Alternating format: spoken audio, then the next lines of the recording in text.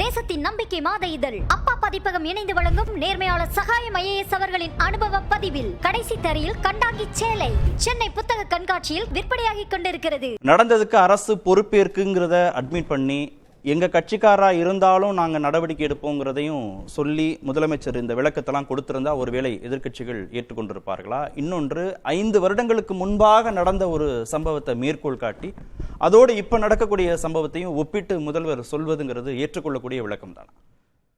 இல்லை, மரியாதைக்குரிய முதல்வர் அவர்கள் இன்றைக்கு பேசிய அந்த உரை அப்படிங்கிறது ஒரு முதிர்ச்சியான, அவர் அது அந்த பொறுப்பை ஏற்றுக்கொண்டு தான் அந்த உரையில் சொல்கிறார். பொறுப்பிலிருந்து நழுவலை, அவர் தட்டி கழிக்கலை.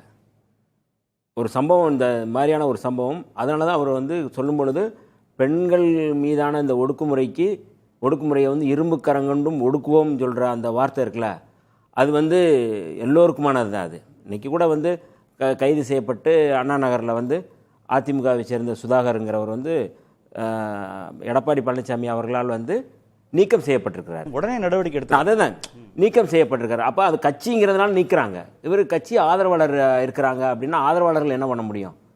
ஆதரிக்கிறவங்களை என்ன பண்ண முடியும்? கட்சியை நாங்கள் இந்த கொள்கையை ஏற்றுக்கிறோம், இந்த இதை நாங்கள் ஆதரிக்கிறோங்கிறத ஒன்றும் பண்ண. ஆனாலும் அவர் மிகுந்த தெளிவோடு சொல்கிறாரு. எதில் சொல்கிறாரு? திமுகவே இருந்தாலும் நடவடிக்கை எடுப்போம் தான் சொல்கிறார். அதனால் அவர் பொறுப்பேற்றது, அதில் முழுக்க பொறுப்பேற்றுக்கொண்ட ஒரு முதலமைச்சர் பொறுப்பேற்க முடியாதுன்னு சொல்ல முடியாது. முதலமைச்சர் அதில் பொறுப்பேற்றுக்கொண்டு தான் அதை பேசுகிறாரு. 5 வருடத்திற்கு முன்பாக நடந்த பொள்ளாச்சி சம்பவத்தோடு ஏன் இப்போ இல்லைங்க, ஒரு பாலியல் வன்கொடுமை நடக்குது அப்படின்னா கடந்த ஆட்சியில் நடந்தது, என்ன மாதிரியான நடவடிக்கை எடுத்திருக்கிறாங்க? அவர் 2 வாரம் கழித்து தான் எஃப்ஐஆரே போடுறீங்க. அருளானந்தம்ங்கிற ஒரு அதிமுக மாணவர் அணி செயலாளர் சிபிஐ தான் கைது செய்து, நீங்கள் ஒன்றுன்னா நீங்கள் பாருங்களேன். இதில் அப்படிலாம் இல்லை. ஏன் நாங்கள் தொடர்ச்சியாக சிபிஐ மீதான மறுபார்வை என்ன வைக்கிறோம்னா, ஒரு மாநில அரசுக்கான அதிகாரத்தை ஏன் நீங்கள் இன்னொரு ஒன்றிய அரசுக்கான அதிகாரத்துக்கு நீங்கள் தர்றீங்க அப்படிங்கிற கேள்வியிலேருந்து நான் பார்க்குறேன். இது வெறுமனே சிபிஐ மாநில அரசு அப்படிங்கிறது இல்லாமல், அல்லது சிபிஐ தமிழ்நாடு காவல்துறை அல்லது சிபிஐ சென்னை காவல்துறை அப்படிங்கிறது இல்லாமல், இந்த வழக்கு தொடர்பாக நீங்களாம் போராட்டம் நடத்திய பிறகு கைது செஞ்சிருக்கிறாங்க அப்படின்னா நீங்கள் சொல்லலாம். ஆனால் அரசு மேலே சந்தேகம் இருக்குல்ல? இல்லை, அது இருக்கும், சந்தேகம் இல்லாமல். அவர் திமுக ஆதரவாளர்னு ஒரு சந்தேகம் இருக்குது. ஏற்கனவே திமுக தரப்புல நடந்த நிகழ்ச்சிகள் அவர் பங்கேற்றிருக்கிறார்னு ஒரு புகைப்படம் இருக்கு. காவல்துறை கொடுத்த தகவலுக்கும் உயர்கல்வித்துறை அமைச்சர் கொடுத்த தகவலுக்கும் முரண்பாடு இருப்பதாக எதிர்க்கட்சிகள் சந்தேகிக்கிறாங்கன்னா, இப்போ இதுல இருந்து ஆளும் தரப்பு டிஸ்டன்ஸ் பண்ணிக்கணும்னு எதிர்க்கட்சிகள் விரும்பதான செய்யாது. காவல்துறை எங்களை பொறுத்தளவு காவல்துறையினுடைய ஆணையர் மரியாதைக்குரிய அருண் அவர்கள், அவருடைய தலைமையிலான அந்த காவல்துறை குழு இதை சிறப்பாக செய்கிறாங்க அப்படிங்கிறது எங்களுடைய நம்பிக்கை. ஆனால் இதை திசை திருப்புகின்ற வேளையில் தமிழ்நாட்டில் இதன் மூலமாக வன்முறையை தூண்டணும், இதன் மூலமாக சமூக பதற்றத்தை உருவாக்கணும் அப்படிங்கிறது 3 பேர் அதை தொடர்ச்சியாக செய்கிறாங்க. ஒருவர் தன்னைத்தானே சாட்டையில் அடித்து கொண்ட அண்ணாமலை அவர்கள், இன்னொருவர் ஆளுநர், 3வது நபர் சீமான். இந்த 3 பேரும் ஒரே நேர் ரோட்டில் பயணப்படுறாங்க. இன்றைக்கி கூட தந்தை பெரியார் மீதான அவதூறை கிளப்பி அதன் மூலமாக சமூக பதற்றத்தை உருவாக்கி வன்முறையை தூண்டுவது அப்படிங்கிறது ஒரு உத்தி. இது RSSனுடைய செயல் திட்டம். இதை நீங்கள் இப்போ அண்ணாமலை அவர்கள் கடந்த காலத்தில் மைக்கேல்பட்டி லாவண்யா வழக்கில் எப்படி அவர் நடந்துக்கிட்டார்? வெளிப்படையாக நீங்கள் யாராவது பேச முடியுமா? நீதிமன்றம் மரியாதைக்குரிய நீதியரசர் இளங்கோவன் அவர்கள் கண்டிச்சிருக்கிறாரு. இது அற்பத்தனமான அரசியல் இருக்காரு, அண்ணாமலையுடைய அரசியல் அற்பத்தனமான அரசியல் இருக்கிறாரு. அவர் பேர் தான் சொல்லலை, ஆனால் முழுக்க ஜட்ஜ்மெண்ட்டை நீங்கள் படிச்சீங்கன்னா அப்படி கட்டாய மதமாற்றம் எங்குமே நடக்கலைன்றாரு. அப்போ அதன் மூலமாக ஒரு பதற்றத்தை உருவாக்குவது, அதன் மூலமாக சமூக பதற்றத்தை உருவாக்குவது, அதே வேலையை தான் இங்கே செஞ்சிருக்காரு. இதே பொறுப்புணர்வு திமுகவுடைய கூட்டணி கட்சிகளுக்கும் தானே இருக்கணும். இன்னைக்கு பேரவையில் பேசின திமுக கூட்டணி கட்சி சட்டமன்ற உறுப்பினர்கள் எல்லோரும் ஆளுநரை நோக்கி பேசியிருக்கீங்க, ஆளுநரை இதற்கு பொறுப்பாக்கி இருக்கிறீங்க. அது சார்ந்த விமர்சனங்கள்லாம் இது திசை திருப்பு முயற்சி.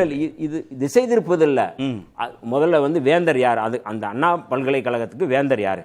அதுக்கு யார் பொறுப்பு? ஆளுநர். அப்போ அதை நோக்கி கேள்வி எழுப்புறாங்க. நீங்கள் யார் அந்த சாருன்னு கேட்குறாங்க, நீங்கள் அது குறித்து கேள்வி எழுப்புறாங்க, அது குறித்து பதில் சொல்லணும். இதுவரை ஆளுநர் இவருக்கு சம்பந்தம் இல்லாமல் கோவையில் நடந்த அந்த பாம் பிளாஸ்க்கு வாகனத்தில் நடந்தது, அதுக்கு அவர் இங்கேருந்து பேசுகிறாரு. அங்கே சட்டம் ஒழுங்கு கெட்டு போச்சுன்னு இவர் சொல்கிறாரு. ஆனால் இவருக்கு உட்பட்டது, அதுக்கு அந்த இது அவருக்கு சம்மந்தம் இல்லாதது. ஆனால் இந்த பல்கலைக்கழகம்ங்கிறது இவருடைய கட்டுப்பாட்டில் இருக்க வேண்டிய. நேராக போனார், ஆய்வு நடத்தினார். நீ எங்கே அண்ணா பல்கலைக்கழகத்துக்கு ஆளுநர் அதுக்கடுத்து என்ன சொன்னாரு, என்ன அறிக்கை கொடுத்தாரு, என்ன பேசினாரு, என்ன மாதிரியான அரசியல் அதில் இருந்தது, ஒன்றுமே சொல்லலையே. அவருடைய சம்மந்தம் இல்லாததை மட்டும் நீங்கள் வந்து மிக மோசமாக பேசுகிறாரு. இஸ்லாமியர்கள் குறித்து அவர் மோசமாக பேசுகிறாரு. ஆனால் இதில் வந்து அவர் வந்து எந்த வார்த்தையும் பேசலையே, எதையுமே சொல்லலையே. அப்போ இதிலேருந்து தான் நம்ம பேச வேண்டியது இருக்குது. அப்போ முழுக்க முழுக்க தமிழ்நாட்டில் வந்து இந்த இதில் வந்து நடவடிக்கை எடுக்கலையா அப்படின்னா நீங்கள் அதை பற்றி பேசலாம்.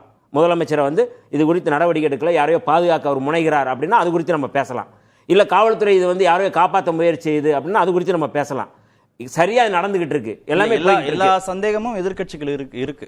காவல்துறை சரியா இதை கையாளல, அரசு ஏதோ ஒரு மூடி மறைக்குதுங்கிற எல்லா சந்தேகமும். அதனாலதான் யார் அந்த சார்னு அவங்க மீண்டும் மீண்டும் கேட்டு போராட்டத்தில் ஈடுபட்டே இருக்காங்க. எதிர்க்கட்சி முதலமைச்சர் தெளிவுபடுத்தி இருக்கிறாரு.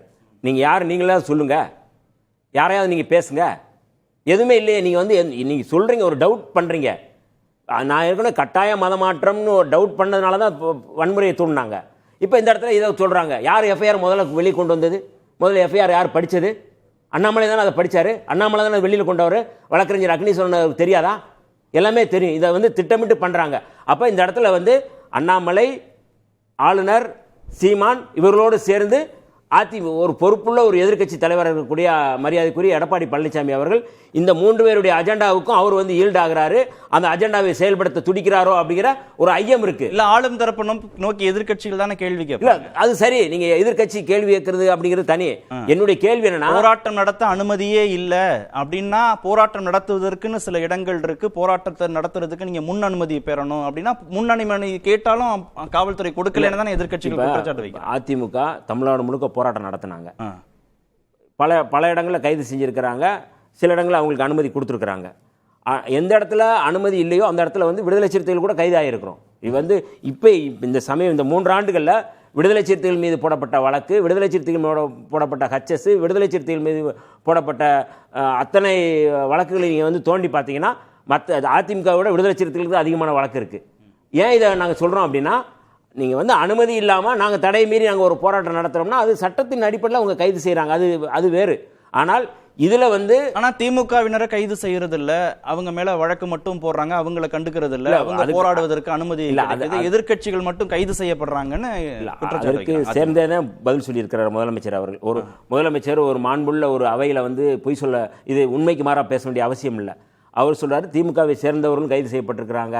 இந்த நேற்று ஆளுநருக்கு எதிராக போராட்டம் நடத்தினதில் பல இடங்களில் வந்து கைது செய்யப்பட்டிருக்காங்க. அவங்க தெளிவுபடுத்தியிருக்கிறாங்க, விளக்கம் கொடுத்துருக்குறாங்க. ஆனால் இந்த இந்த அண்ணா பல்கலைக்கழக வளாகத்தில் நடந்த இந்த சம்பவம் குறித்து, இந்த வன்கொடுமை குறித்து, பாலியல் வன்கொடுமை குறித்து இந்த ஒரு சமூக பதற்றத்தை உருவாக்கக்கூடிய ஒரு செயல் திட்டத்தை வகுத்திருக்கிறாங்க.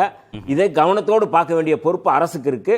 அதே அந்த அரசினுடைய அந்த பொறுப்பிலிருந்து தான் நாங்கள் வந்து பேசுறோம். தேசத்தின் நம்பிக்கை மாத இதழ் அப்பா பதிப்பகம் இணைந்து வழங்கும் நேர்மையாளர் சகாயம் ஐஏஎஸ் அவர்களின் அனுபவ பதிவில் கடைசி தரையில் கண்டாங்கி சேலை சென்னை புத்தக கண்காட்சியில் விற்பனையாகிக் கொண்டிருக்கிறது.